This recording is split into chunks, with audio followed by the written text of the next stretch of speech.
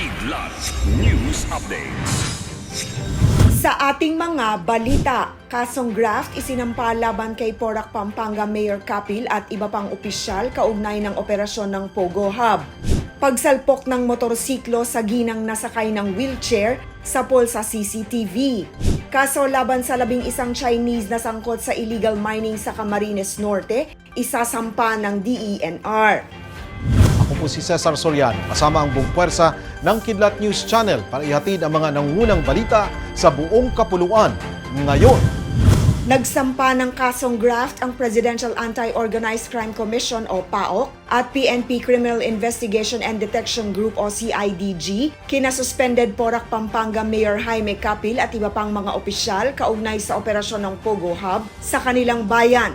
Kasama rin sa mga sinampahan sina suspended Porac Vice Mayor Francis Lawrence Tamayo, Porac Business Permit and Licensing Head Emerald Salonga Vital at 7 iba pang local officials. Matatandaang ni-raid ng mga otoridad ang Lucky South 99 sa Porac noong Hunyo. Dito, mahigit 200 individual ang nasagip sa Pogo Hub. Una nang pinatawan ng ombudsman ng 6 na buwang preventive suspension sina Kapil, Tamayo at Siampang konsehal dahil sa reklamong administratibo na inihain ng Department of the Interior and Local Government o DILG.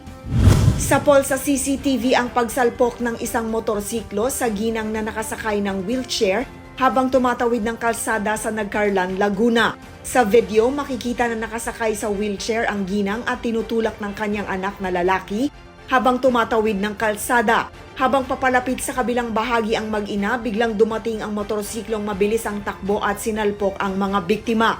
Isinugod sa ospital ang mag-ina na nagtamo ng mga sugat at bali sa katawan. Nagkausap na umano ang rider at ang mga biktima. Nangako rin umano ang rider na kanyang sasagutin ang pagpapagamot sa kanila.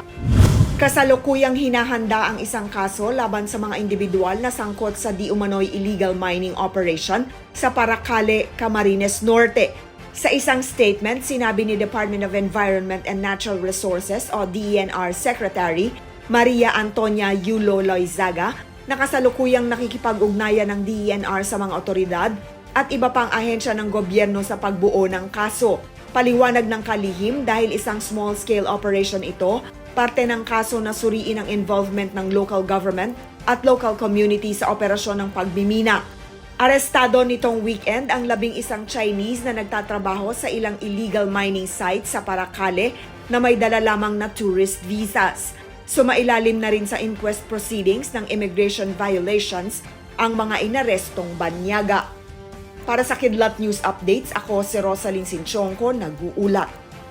Atin niyo pong natunghayan ang mga headlines sa nakalipas na mga oras. Manatiling nakatutok para sa mga susunod na updates at breaking news. Ako po si Cesar Soriano, kasama niyo sa bawat pagputok ng balita.